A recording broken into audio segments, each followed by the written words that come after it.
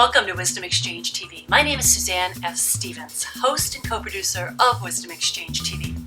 We interview women leaders all over Africa who are pioneers in either business, politics, activism, or philanthropy, or education. And we are with a leading lady today, Christine Asiko. She's the founder and CEO of Strive International, which builds awareness for dyslexia in Africa and supports discussions to increase the number of children who succeed in education and to address issues brought about by isolation and exclusion by teaching strategies for these to help with these learning difficulties.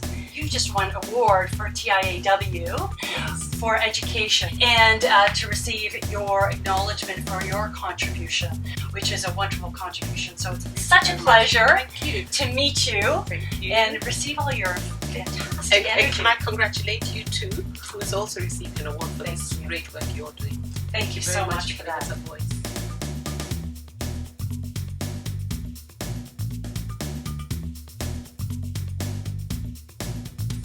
Thank you very much. And you know, it's always interesting to meet not only dynamic and inspiring African women, but when I meet someone like you, I become very intrigued because dyslexia.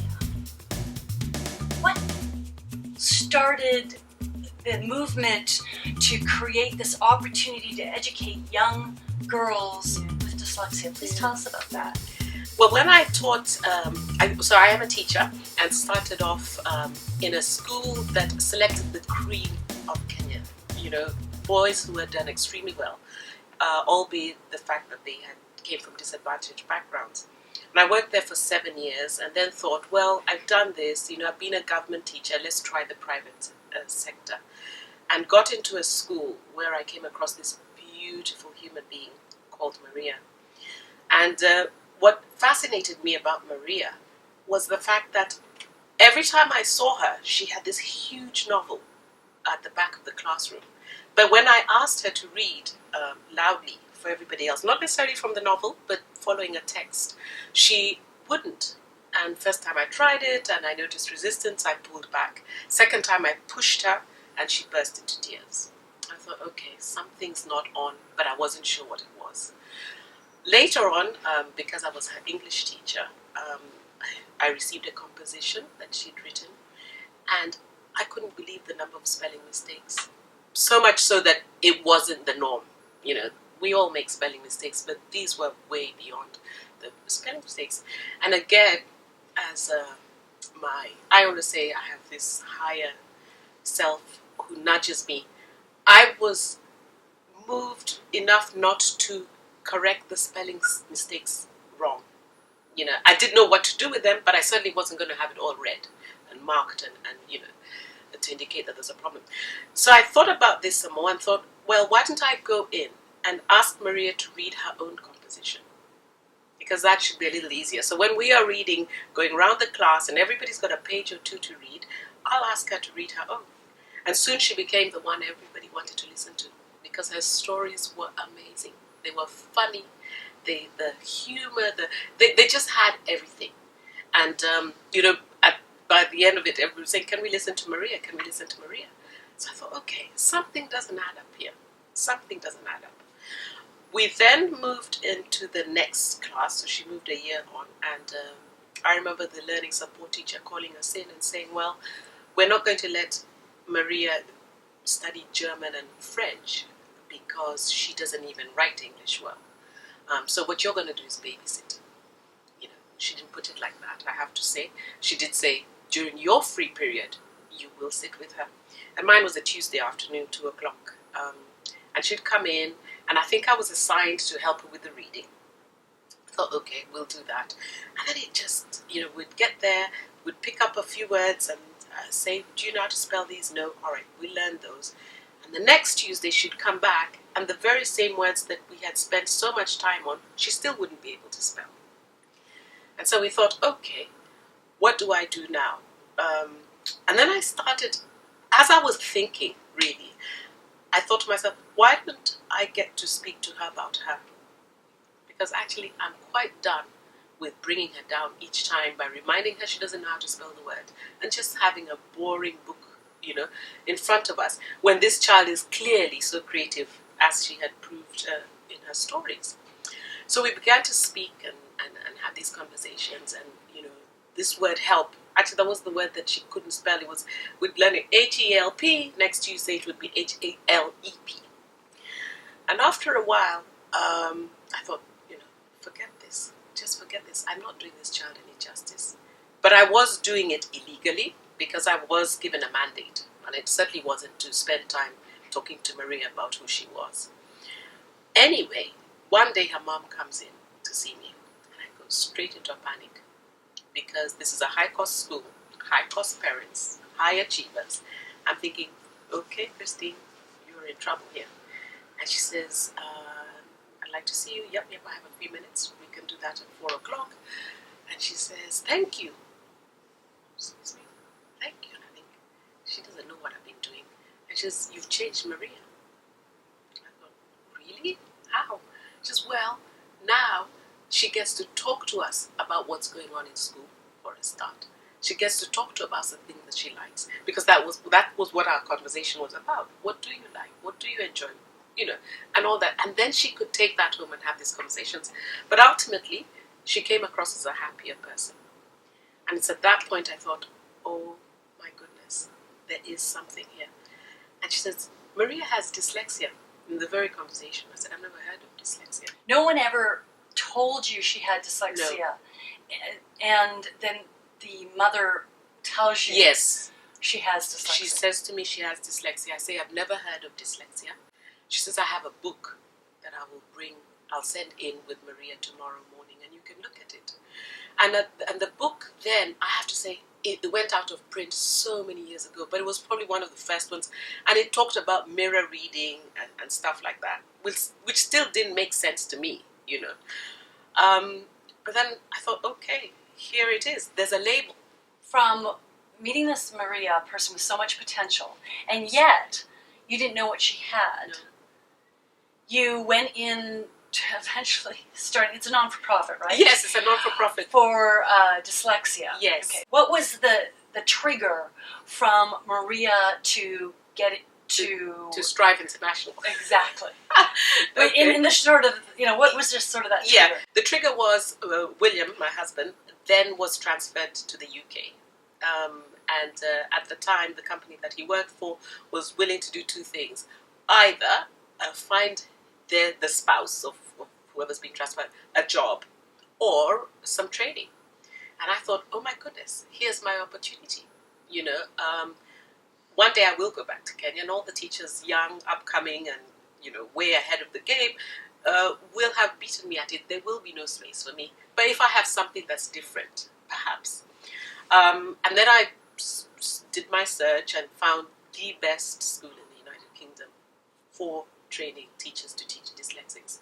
And I thought, wow, here it goes. And the company was going to pay for it. So all I needed to do was work. It's sort of like when we met today. Yes. When you see an opportunity, you capitalize on that opportunity. Absolutely. You run with it. And that's why you started with it. Yes. Now, did dyslexia appeal to you beyond Maria? Oh, yes. It did.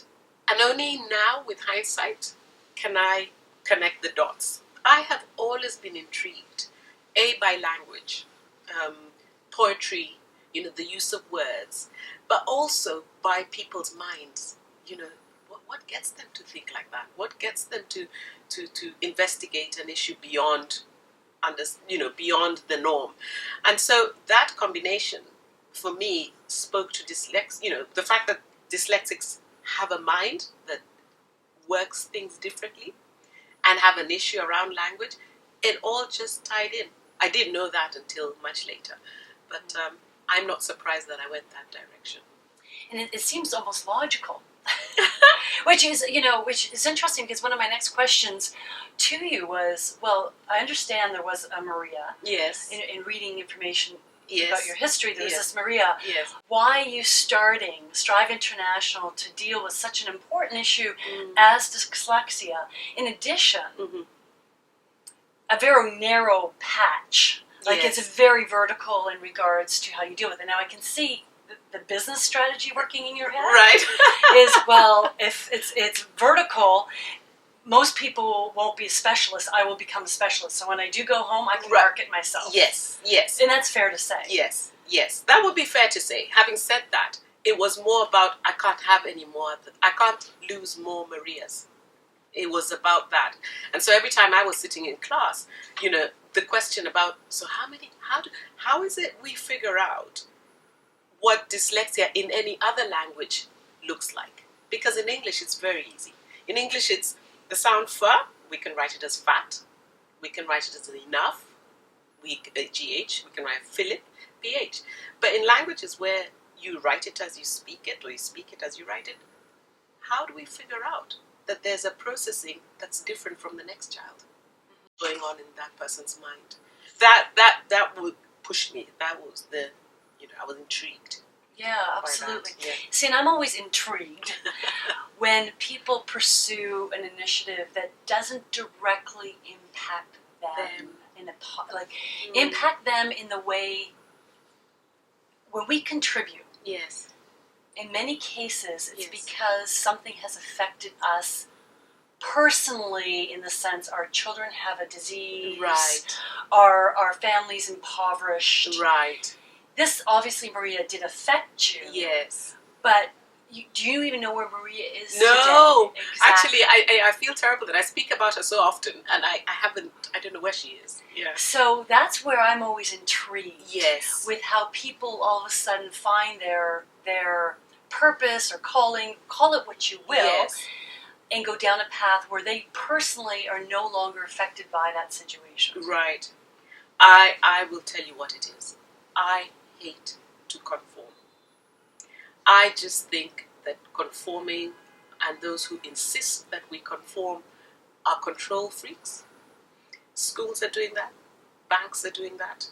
And so for me, a child who wasn't conforming, to be shunned so much so that somebody decided that they weren't going to learn the next languages. And guess what? No teacher was going to make that possible. It was the child's business. So if you don't conform, then you fall out. And I think that's what spoke to me. And that was what continues to speak to me today. So what if I don't conform? Am I not worth it? You need to get back to Kenya. I do.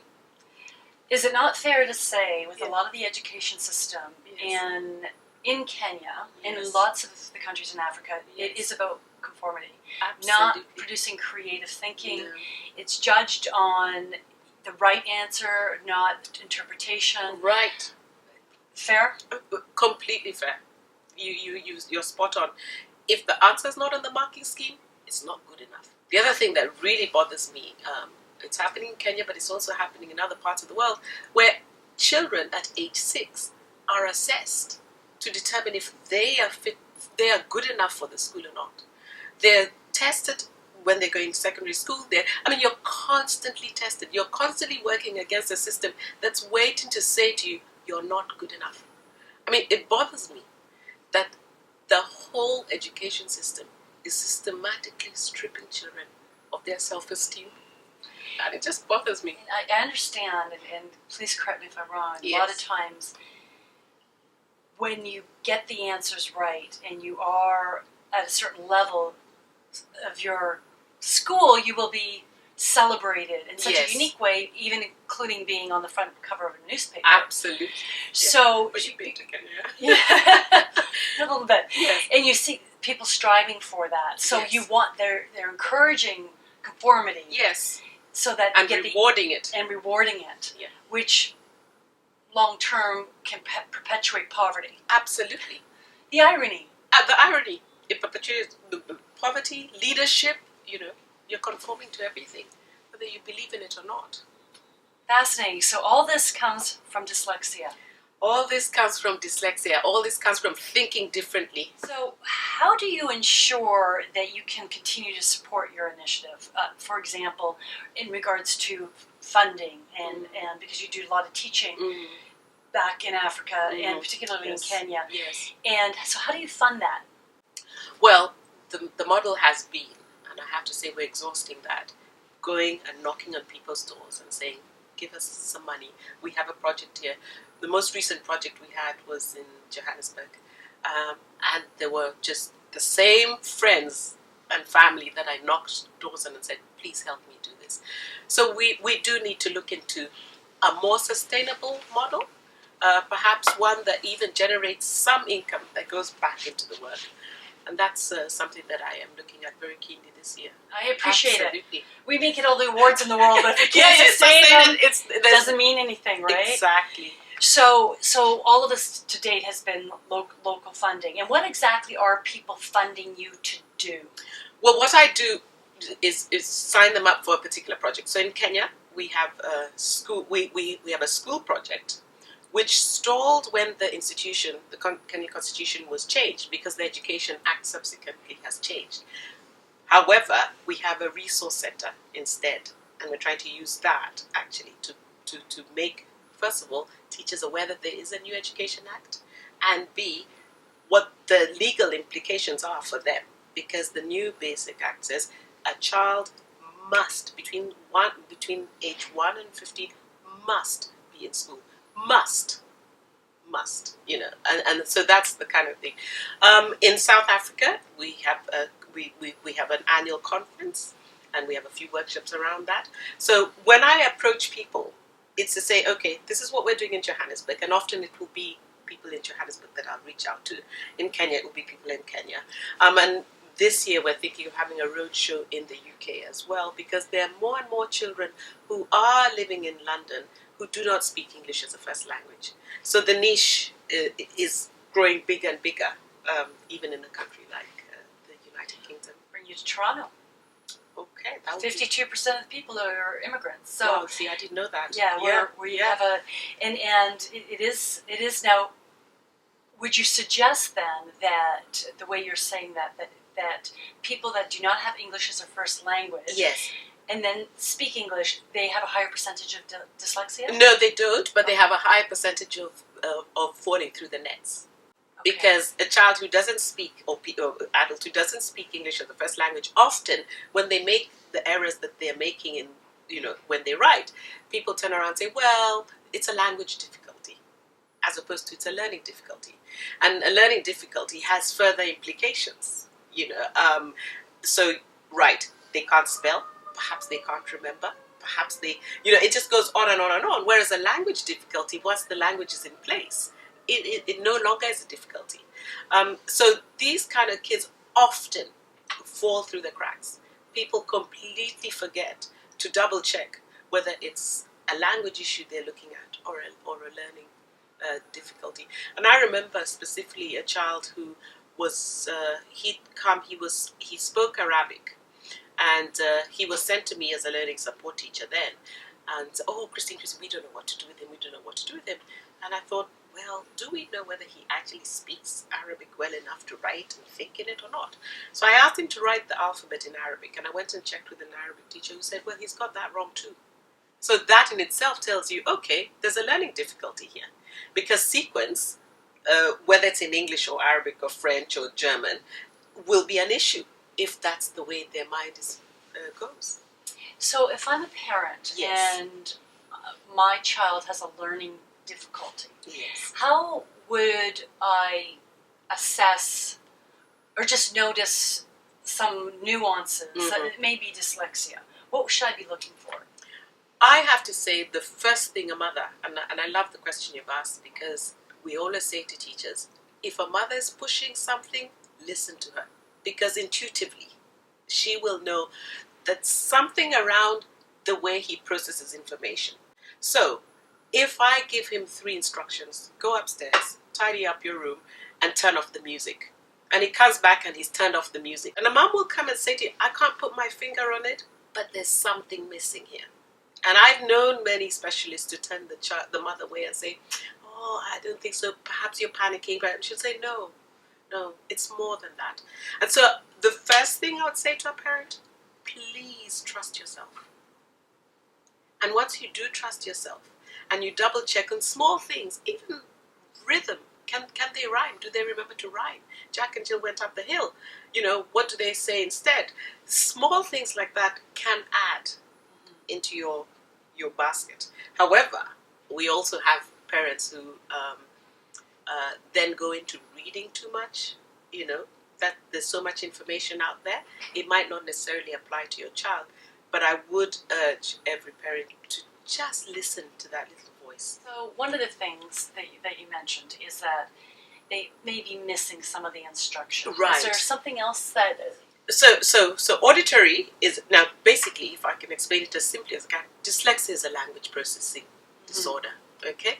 And if there's too much information coming in, then they don't pick it up. They seem like they're daydreaming, but actually it's that there's too much and their attention cannot hang on to it long enough, and therefore they drop the ball, so to say, okay? So listening, visual, there's some kids who are extremely visual, and you can tell, and they would describe it to you. I mean, these are the storytellers. These are the ones who get up there on stage and just shine when they have to speak. But you'll ask them to write what they said, and they can't remember it. So it would be memory, it would be sequencing, it would be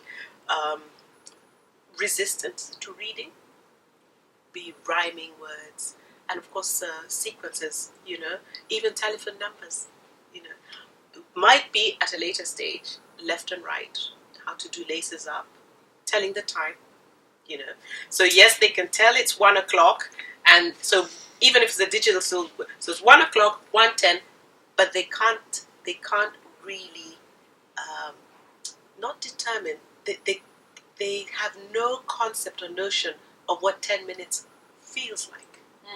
Yeah. So they're constantly late. They're constantly, in trouble for not doing their homework. But it wasn't deliberate. It was just the notion of time. So what is time? There's different levels of what someone can do Absolutely. to help that child. Yeah, absolutely. So from a parent, let's move from parent and move up sort of the ladder to where you affect people, because you also deal with teachers. Yes. So as a parent, what can I do to help that child? So as a parent, I would walk into class and speak to, this is a school-going child you're speaking about, I'd walk into class and say, Miss or Mr., I have a little concern about Jack, for example, or Jill. And often teachers will listen. The one thing about teachers is they want to be successful. They do want to change people's lives. The systems don't necessarily allow them to do it the way they would like to do it, but really they want to listen. So mom would come in, and from there, teacher would then keep an eye. Because in a group of 30, in Africa 50 or 60, and now with the Education Act in Kenya, where all children are in school, we're likely to have 80 in a class. Only when there has been a trigger, a seed planted in the teacher's mind, might they look out for stuff. So I would say to a parent, please go in and share your insight.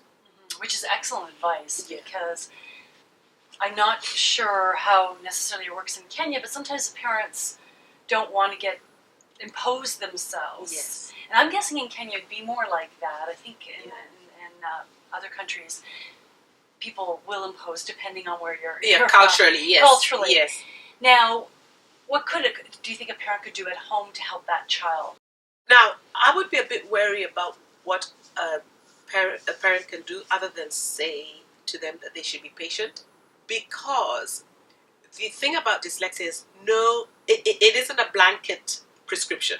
So every child will present their issues very differently.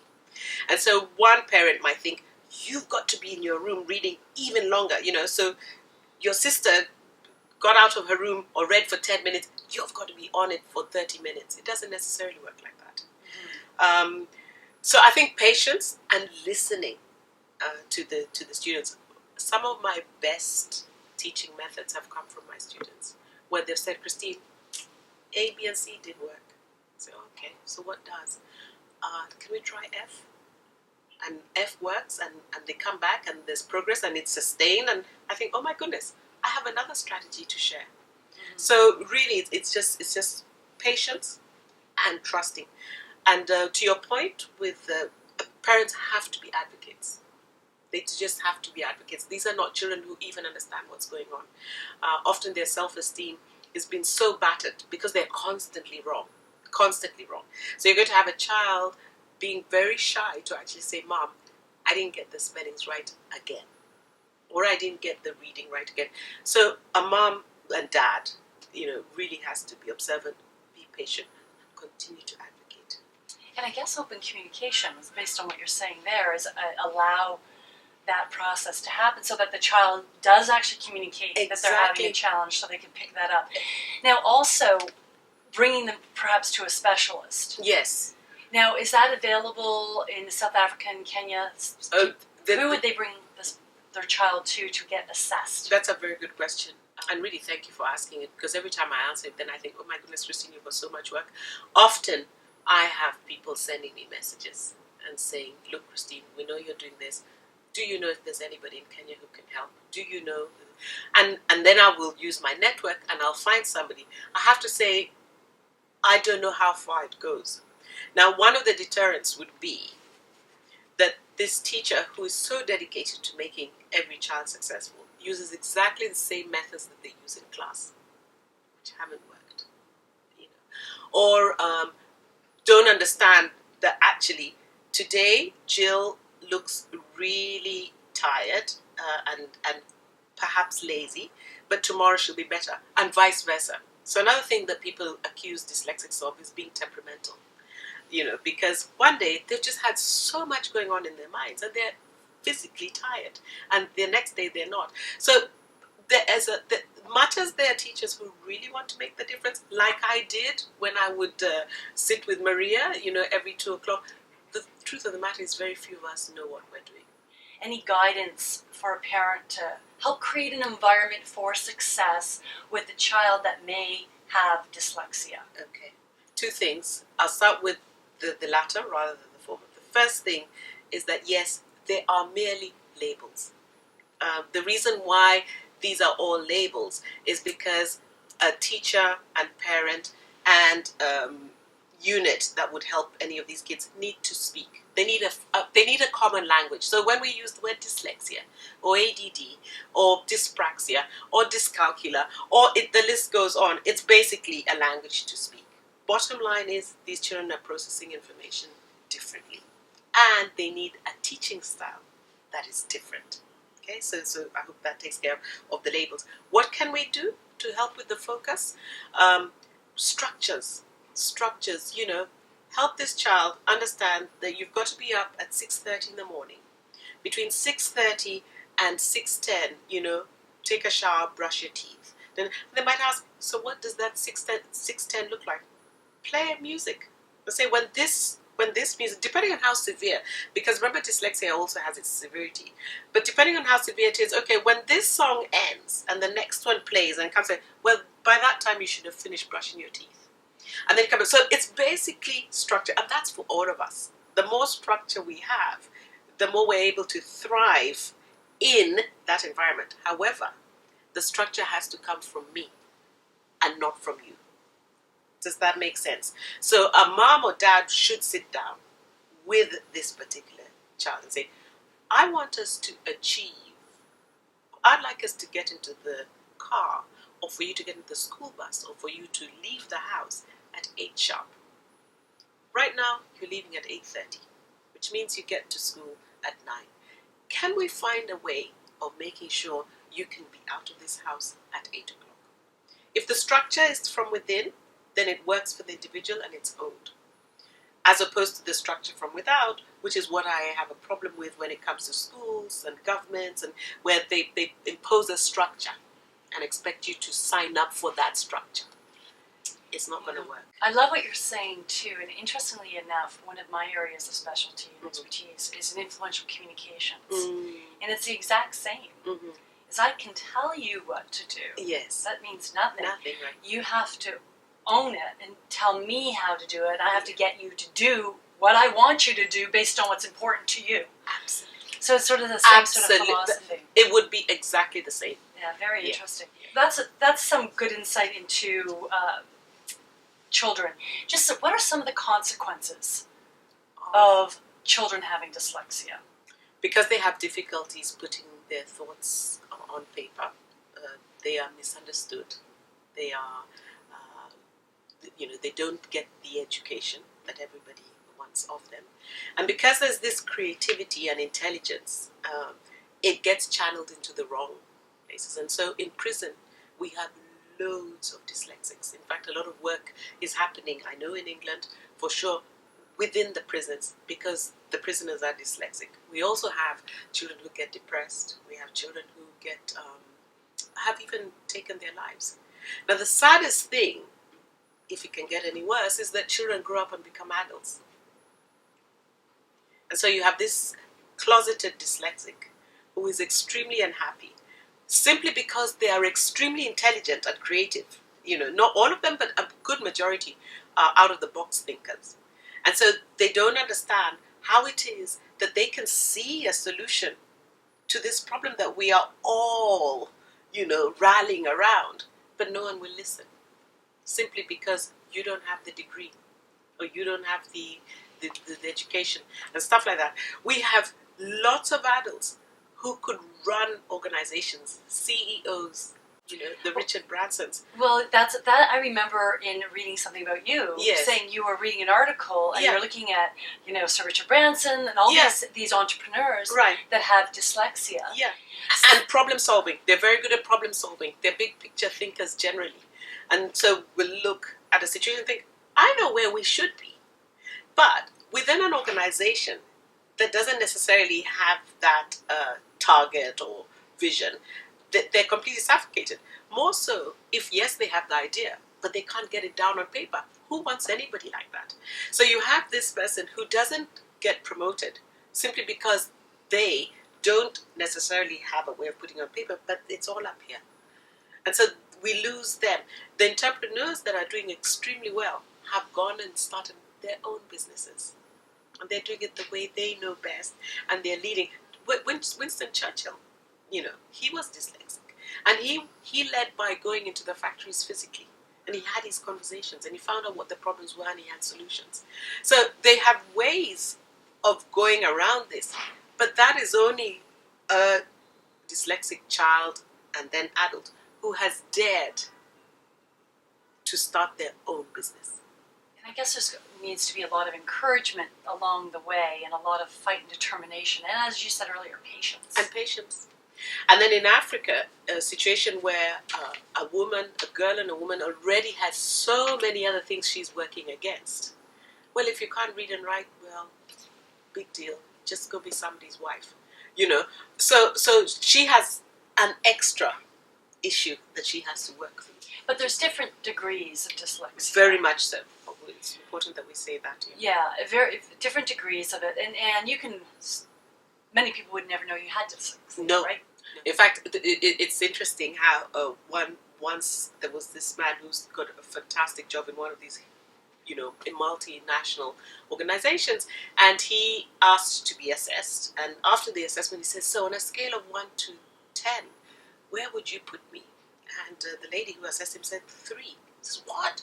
You got to be kidding me! 3. And he was really upset because he wanted an 11 or 12 because that's how he felt. But what had happened over the years, he's learned to compensate. And so even as he was being assessed, he just threw in his compensation strategies and arrived at the same answer, and therefore looked less dyslexic than he truly was.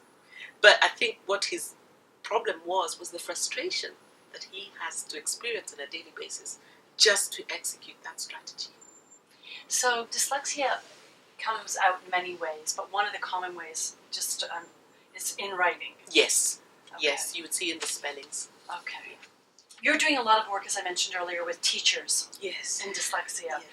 What exactly are you doing with them so that they can help students? We have 3 phases in our projection, and we are at phase 1, which is just awareness. And awareness at this point in time is really telling the stories of dyslexics.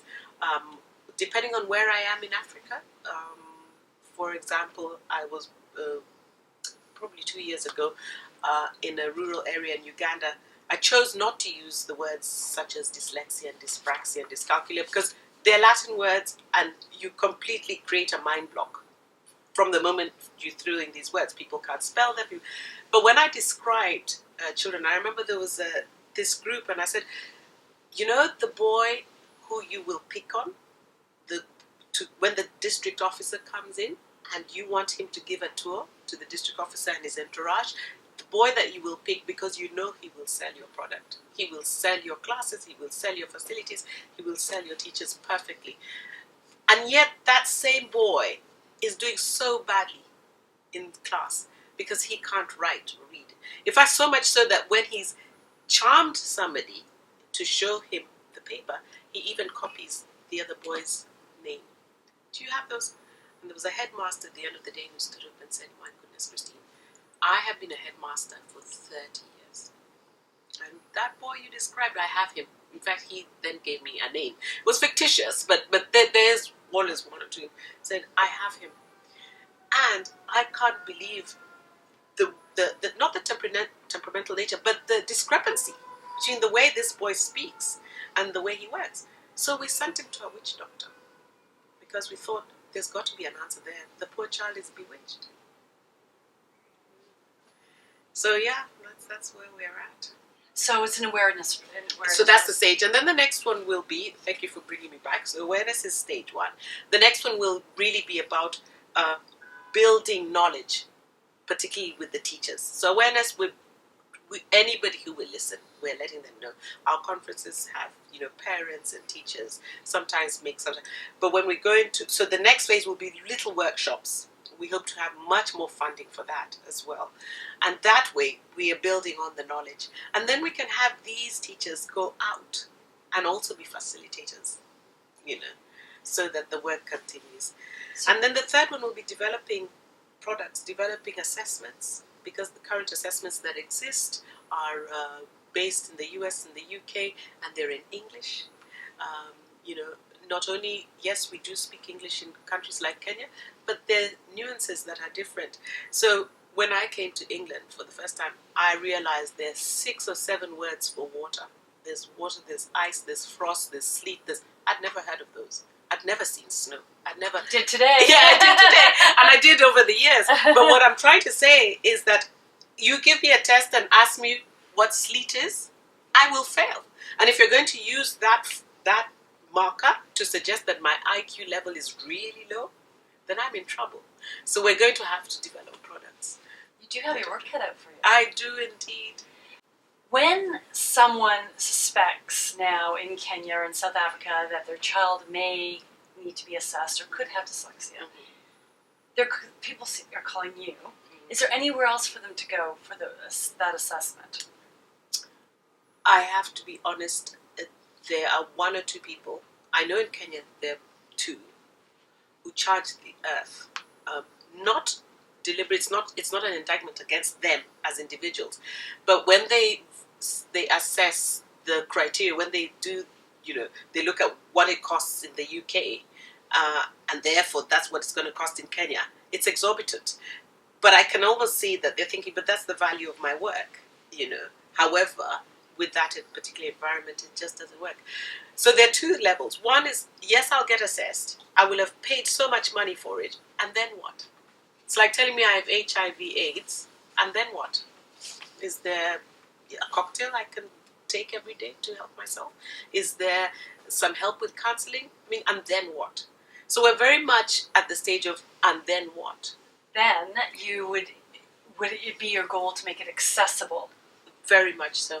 Absolutely. That's what it sounds like. In fact, the way I would go is not necessarily have the fully fledged assessments, but start the teaching differently. Start getting teachers to walk into class and to use their 5 senses to teach, and not their 2, which is blackboard and write. Find resources. Use the sand. Teach spellings on the sand.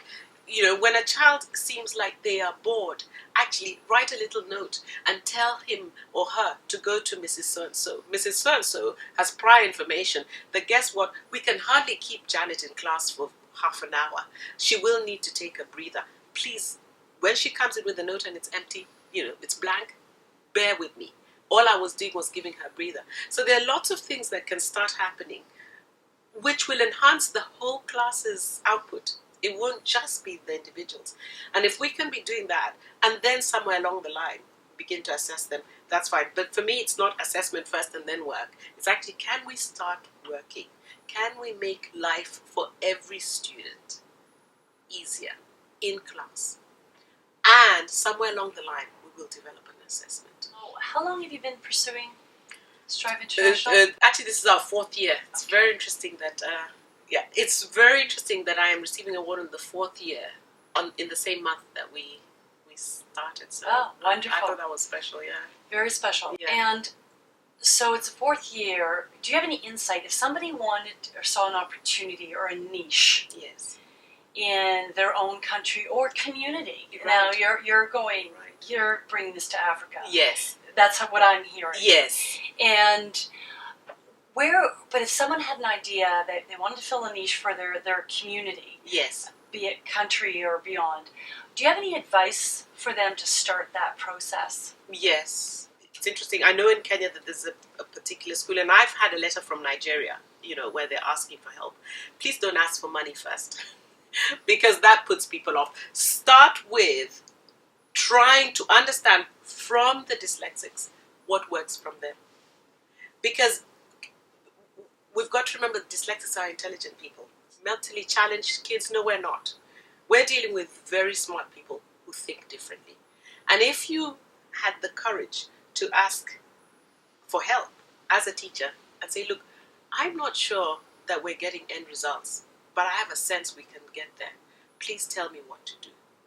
So start the work. That's what I'm trying to say to you. In whatever way, start the work. It would be great to build a connection, and people can reach out to me and a few other institutions, but in private schools. Remember, the private schools are a little better. They have the facilities, they have the money, and they've started some work. It may not be perfect, but the work has started.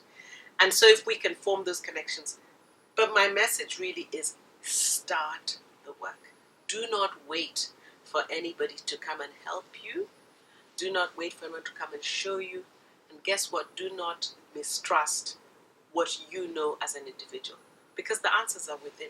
Excellent advice. And also, I love that you said don't ask for money. Yeah. It's just, you have to put your own money behind something before people start to believe in it. And I think both you and I would believe that to be true. Exactly. Now,